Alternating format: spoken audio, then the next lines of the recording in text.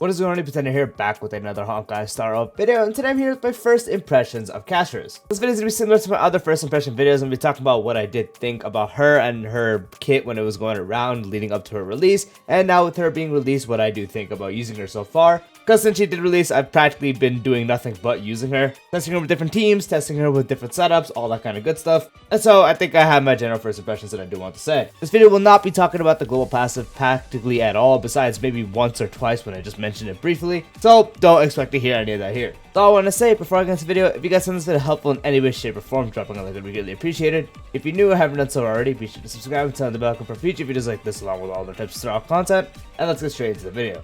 So first, talking about the lead up to Castorice, so I was super hyped ever since she was revealed. She looked like a really cool character, and I was probably going to actually end up really liking her. You know, they revealed Aventurine, relatively early. It was a while till we finally got to see the characters, and they started, releasing trailers slowly by slowly, and we got to see Castorice was going to definitely be one of the highlights of the actual whole story. So I was excited to see what they do with her. She wasn't the character I was most hyped for Aventurine. She was probably, if we don't count the silhouettes in the reveal we did get when it first came out, I'm going to say maybe third or fourth. I was most hyped for obviously Noxa and then Mide, but Castorice was maybe third or fourth. So we started getting a bunch of trailers about her. She was seeming like it's going to be this really sad character. Then 3.0 came out, she was in the story, and she was, for the most part, just kind of there. There was like nothing to make me not like her, and she was just kind of there. It was pretty cool. She obviously wasn't going to be a focus until her actual patch, which would be now with 3.2. I haven't actually done the 3.2 story, so once I do that, I'll probably like her even more than I already do. Her just in the story, I liked her. Nothing I would really dislike about her. She had a really nice design. She was also a really kind character, so I was like, alright, honestly I like her. Then the trailers came out even more. Finding out she had a pretty sad backstory, as we did expect, all that stuff. She was going to be a character that I actually did like, so even if she wasn't that good, I was going to summon regardless. And then we started finally getting, kit reveals on the internet. We started to see what she was going to do. And she seemed really, really unique, not really her doing the damage, but you have the member sprite doing damage, which, isn't really that crazy. We have other characters such as, Jingwan. He doesn't do damage, at all by himself, but his Lightning Lord is the whole thing. We have characters where the summon is, practically all the damage. But I really liked how you were able to seemingly play two different playstyles where you're able to, keep the dragon up and cycle it through up to 3 times and then explode it, or you're able to actually self-destruct it right away, or whatever you did want to. When she was released, I was seeing, oh, she does seem a bit on the weaker side until she finally got, that V3, V4, where just buff after buff after buff, and she just became better and better and better.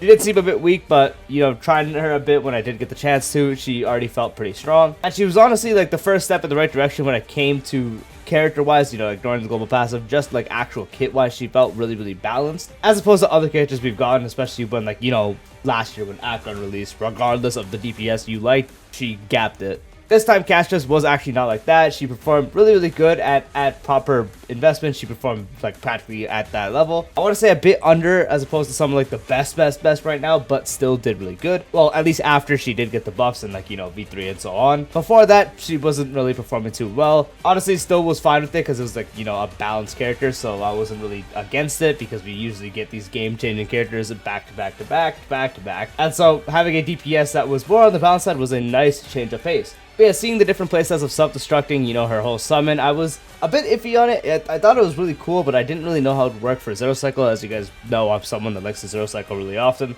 And so I don't really go for things that don't necessarily help me when it comes to Zero Cycles. And I knew Castorice was able to do it, but I just don't think I had the relics and the setups to actually do it. But I was going to get her anyway, so might as well try. And then I found out some ways where I could, even with a not completely optimal team, because I know her best team is Tribi, RMC, and Healer. I honestly am on the rare case where I know she doesn't work completely well with Sunday, but I prefer using Sunday, especially because my Sunday is a little higher dupe. So the extra stuff he does provide is very much noticeable. And so that's why I do kind of just prefer using him over RMC. And I honestly never really liked using RMC in the first place, I'm not gonna lie. But yeah, so all this stuff, getting to test a bit when she was in the beta form and such, and seeing all the stuff, giving my opinions and all that. I was thinking she was going to be a strong character, not gonna be as good as the, current top tier DPSs. But it's still definitely going to be able to compete. She's going to constantly get better because she doesn't have a HP healer that's going to actually provide enough buffs that will super benefit her. Maybe increase max HP burn HP and be able to heal more back until, you know, we finally got the reveals for Hyacinth and stuff. So she is just going to constantly get better when there are more units that actually prefer these HP scalers and HP drainers. Because honestly, right now, the only perfect unit for her is Chibi, especially E1 Chibi. That is her best partner, far and none. RMC is still great. Sunday can be great. The others work, but all of them have issues and are not completely tailor-made towards her and don't really support her to actually give her the best capabilities she can, except someone like Chibi, where literally every single Chibi buff and the way she works is super beneficial, especially when you get E1 with the true damage. So she was already really strong, definitely going to be up there, and then once we got more characters in the future, she was going to get even stronger and stronger. So leading up to the release, I got her, you know, I've already tested her at this point, you know, E0 S0, E0 S1, I've tried a bit of dupe stuff, you know, different teams. My current Castorice in-game is E0 S1, and I don't think I'm going to get any dupes because I honestly do not really care for her E1 or E2. I love Castorice a lot, but like, honestly, I'm at the point where I don't really think the E1 or E2 is going to help me too much when it comes to zero cycles, and she does just fine at E0 S1. So with her releasing, with my proper account, I was testing her at first, mainly E0 S1 with the Lycone because her Lycone options outside of that is very bad. So trying her with her signature Lycone with the team, she was performing very, very well. Honestly, better than I remembered because I didn't really try her out that much until she finally came out, and then I got to try her even more with my actual account. She's performing way better than I actually remembered and actually doing really high cycles, and I was like, oh, I could probably boost this to a zero cycle if I try some stuff. Lo and behold, I managed to figure it out. So E0 S1 definitely was cooking when I tried a different format where I was actually able to try dupes on a different thing. Her E1 felt really nice, you know, just a pretty big damage increase as the way it works. And then E2 lets you cycle ultimate even more and also, you know, let you self-destruct instantly playstyle even more because the way it gives you an action advance and such. Lets you just cycle ultimate and get it faster. And honestly, it felt really good to use, but it didn't really feel like it was that big of a need. It didn't really feel like it was one of those dupes like, you know, if you got E2 Acheron, you went from blowing up the world to blowing up the world like 5 times over. Or especially now, if you guys don't know how good E2 Feixiao is, getting those stacks of full stack with a follow-up tech is actually just game changing. Her E2 is just so broken. She becomes actual god if you have E2. And then there's also E2s like Firefly where you're able to practically have Zele Resurgence but on break. So it was just like a slightly better version. There's just a bunch of different E2s that did more, and Castorice, while really good, didn't really feel like it was as game changing. It's still really, really good. You definitely will feel it. You'll feel the damage buff from the E1, but she already felt completely perfect and just a complete character at E0 S1. So I was like, you know, honestly, I'm not gonna bother going for it on my account. And so I tried her at E0 S1. I tried her with E0 S0, and yeah, the difference is definitely there. I do have the Remembrance Battle Pass Lycone at like S3, I think, right now, and she still did really good. You know, it still helps a lot that having an actual Lycone. She still does fine with the Battle Pass Lycone, but her signature was definitely big increase. And then trying her with one of the highest base HP Lycones, yeah, the difference is there. Her just not having options is so sad. The difference is definitely noticeable. You know, obviously you're gonna feel the difference from a Lycone that's usable and actually has good buffs for her, as opposed to one that's just giving you flat HP or base HP to actually increase your damage like that, but not an actual effect. So not having a Lycone and having a highest base HP Lycone, it's still like, she still can do good if you especially have the team.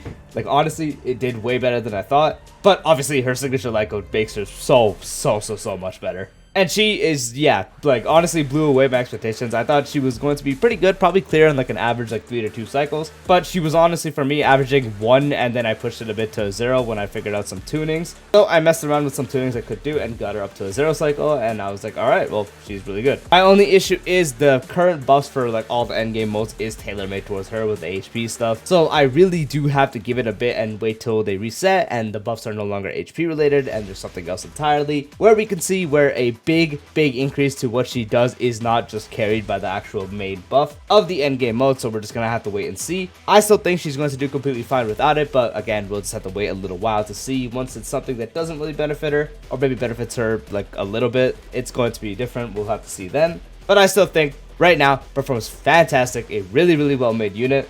Her playstyle is super fun, super attractive, and definitely has a high ceiling, so it's really cool to use. Quite a few team options too, like, you know, I've tried without Tribi. You know, without Tribi, it's a big damage drop off, but even without Tribi, she's still fine. It's just with Tribi, she just is that much better. But it's good that she has, you know, multiple options. She's not strictly like forced to use these specific best characters. RMC is free as well, so best partner there being free is good, especially a free E6 at that.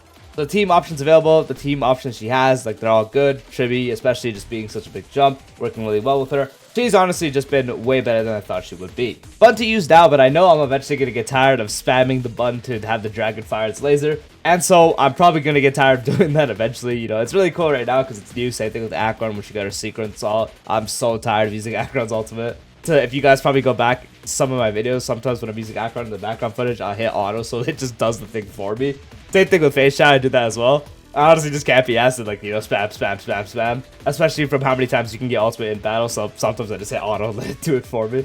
I already know it's going to be the same case where I get kind of annoyed with it. It's honestly, you know, just a little nitpick, but I'll get annoyed with it eventually. Right now, super cool, but later, but you'll see. And so briefly talk about dual DPS teams, Mida and Castorice. Really fun team. Like, actually shockingly fun. Probably, like, one of my more favorite sided teams right now. I prefer to run Castorice as a pure hyper carry with, you know, 2 supports and a healer. But running Mida and Castorice with a healer and then Tribi is also just super good. Performs super well. And it's just, honestly, just cooks really good. So, I just wanted to briefly mention that. Really fun. Mida is such a good unit on its own. Castorice, really good unit. Tribi benefits them both tremendously. The synergy they have with how much HP Mida drains is great for Castorice's ult charge. Castorice is able to drain the entire team's HP, which includes Mida, to help them get more charge. And so it all just plays really well together. So really fun and also really good. But yeah, that is my first impressions of Castorice. So overall, I am very satisfied with her. Not my favorite DPS to use. Like, she's definitely not on the tier with, you know, Feixiao on the follow-up team, Aglia, Buto, Yunli. I want to say she's probably like on the a little bit on the midder side. Not usage-wise, she's insane, but, like, you know, again, I meant, like, fun-wise. Fun unit, definitely going to keep using her, definitely going to keep finding ways to make her better, and I am pretty happy with her performance. So if you guys have fun for Castorice, let me know if you guys are also having fun with her. Do you guys like how she works? Are you a bit disappointed for some reason? Feel free to discuss in the comments below. Peace out.